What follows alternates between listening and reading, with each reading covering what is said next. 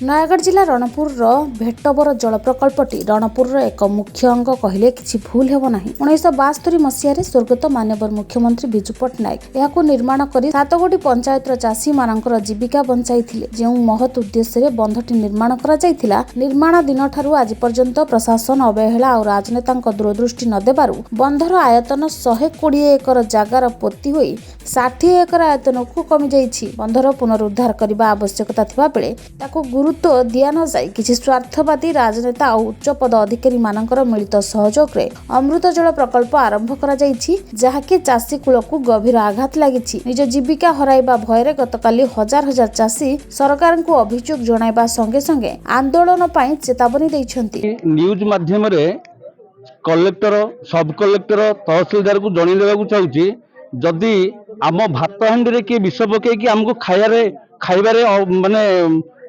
असुविधा करे, आमे आगामी दिन में निश्चित असुविधा राजरास्ता को ओह्लैबू एवं राजरास्ता रे आमे रास्ता बंद करूँ। 15,000 लोक चाषी पूरा एथरे प्रभावित हेबे एवं एटा होची ए 15,000 लोकंकर जीवन जीविका कथा।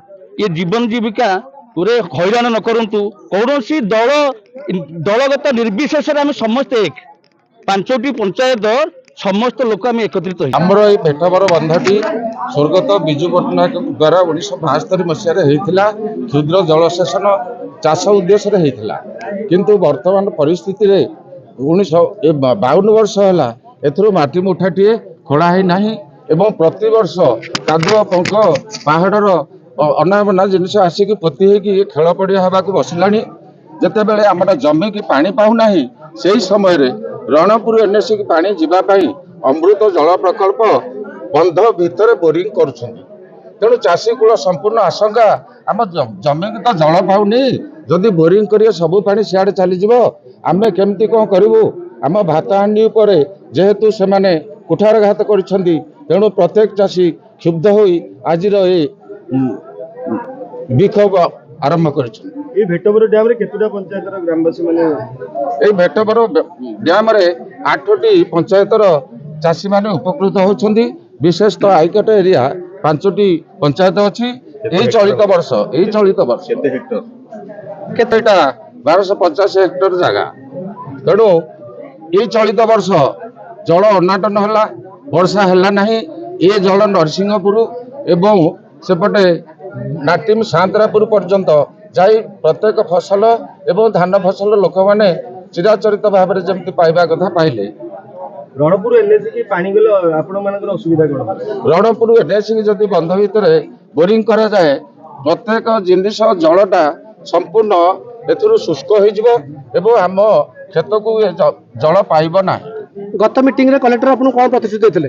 गत मीटिंग रे कलेक्टर हमको कहिथिले जे पर्यंत मु भेटबर बंध को सरजमीन तदंत न करछि से पर्यंत कार्य बंद रहिबो। एबे को प्रकार को उद्देश्य रे कहा द्वारा प्रभावित होई काम आरंभ होईछि ताहा हमें जानि ना हो। जेते बेले देखिलु 2 दिन तळे लेबर माने आसिले, तेणु चाषी माने समस्त खबर पाई आज बंध उपरे ए रैली चली। जो आम कलेक्टर को 300 रु जनईचु एवं माइनर इरिगेशन को जनईचु, वाटर सप्लाई की समस्त को जनईचु। 3 थर आमर पोस्टाल रेकर्ड सह सब प्रमाण पत्र अच्छी महासंघर।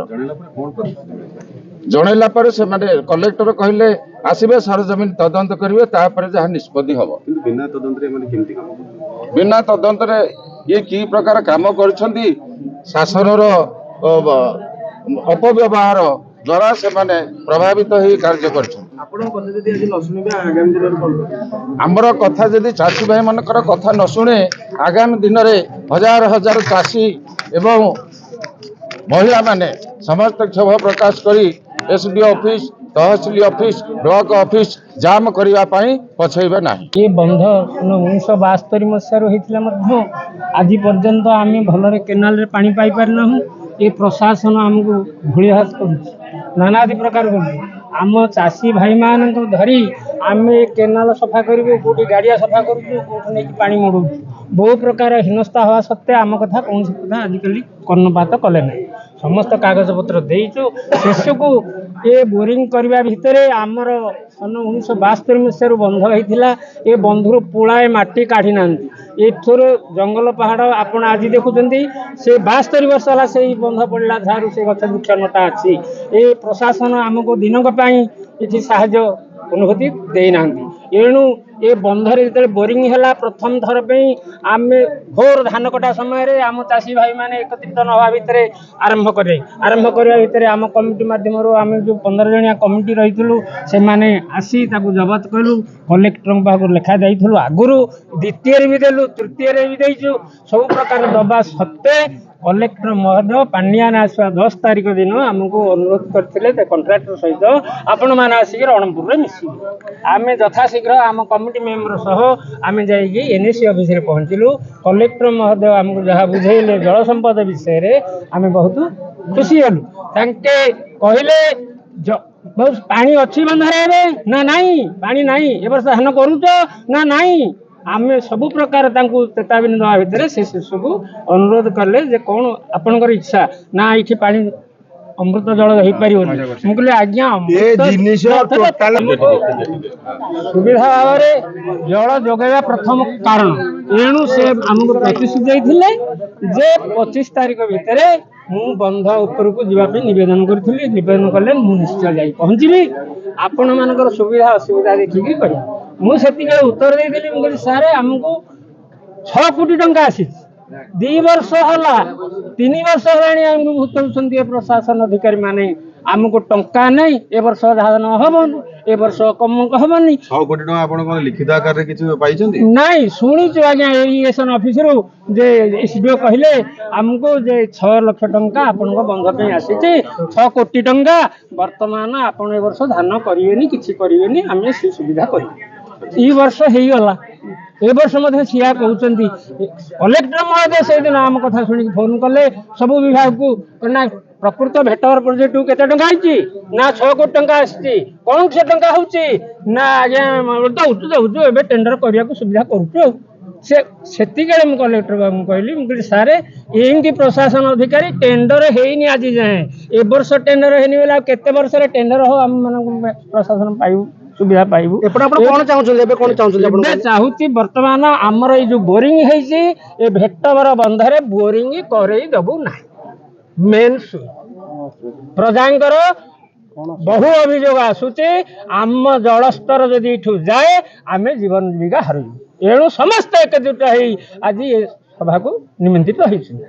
ଆଉ ଗୋଟିଏ କଥା କହିଦେବି ଆଜ୍ଞା, ୱାର୍ଲଡ ଡିଭିଜନ ଆମେ ଯେତେବେଳେ ପାଣି ପଞ୍ଚାୟତରେ ଥିଲୁ ସେ ବନ୍ଧରେ ଆସିକିରି ବୁଲିଲେ ଭୁବନେଶ୍ୱର। ସେ କହିଲେ ବାବୁ ଆମର SDO ଥାନ୍ତି, ସେ ନିଜେ କହିଲେ ଏ ବାବୁ ଏଠି ଆଉଟଲେଟ କିଏ ଦେଇଛି ତମକୁ, SDO କଲା କିଏ? 1215 ହେକ୍ଟର ଜମିକୁ ଜଳ ଯୋଗାଇ ଆସୁଥିବା ବନ୍ଧର ଜଳ କ୍ଷମତା କମିଯିବା ଫଳରେ ନିଅଣ୍ଟ ସମୟରେ ଜଳ ବଣ୍ଟନରେ ଚାଷୀମାନେ ଘୋର ଅସୁବିଧାର ସମ୍ମୁଖୀନ ହୋଇ ଏହାର ସମାଧାନ ପାଇଁ ଜଳ ବିଭାଗ ଅଧିକାରୀଙ୍କ ଠାରୁ ଜିଲ୍ଲାପାଳ ଏବଂ 5T ଅଧ୍ୟକ୍ଷଙ୍କୁ ଅଭିଯୋଗ କରିଥିଲେ ମଧ୍ୟ କିଛି ସୁଫଳ ମିଳିପାରି ନାହିଁ। ଜଳ କର ଦେଇ ପାଣି ପାଉନଥିବା ଚାଷୀଙ୍କ ସମସ୍ୟାକୁ ଗୁରୁତ୍ୱ ନ ଦେବା ଏବଂ ବର୍ଷା ଦିନ ବ୍ୟତୀତ ଅନ୍ୟ ସମୟରେ ବନ୍ଧ ଶୁଖିଲା ପଡୁଥିବାରୁ କିପରି ଭୁଲ ତଦନ୍ତ ରିପୋର୍ଟ ଦେଇ ଅମୃତ ଜଳ ପ୍ରକଳ୍ପ ପାଇଁ ଭେଟବରର ବନ୍ଧକୁ ଚୟନ କରାଗଲା ତାହା ସାଧାରଣରେ ପ୍ରଶ୍ନବାଚୀ ସୃଷ୍ଟି ହୋଇଛି।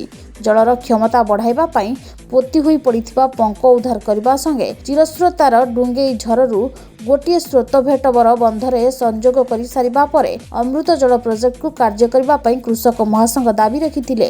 ଆଗକୁ ନିର୍ବାଚନ ଥିବା ବେଳେ ସରକାର ଏଥିପ୍ରତି କେତେ ଗୁରୁତ୍ୱ ଦେଉଛନ୍ତି, ଏହା କିପରି ସମାଧାନ କରୁଛନ୍ତି ଦେଖିବାକୁ ବାକି ରହିଲା। ରଣପୁରରୁ ମଧୁସୂଦନ ପରିଡ଼ାଙ୍କ ରିପୋର୍ଟ, କାମୟାବ TV।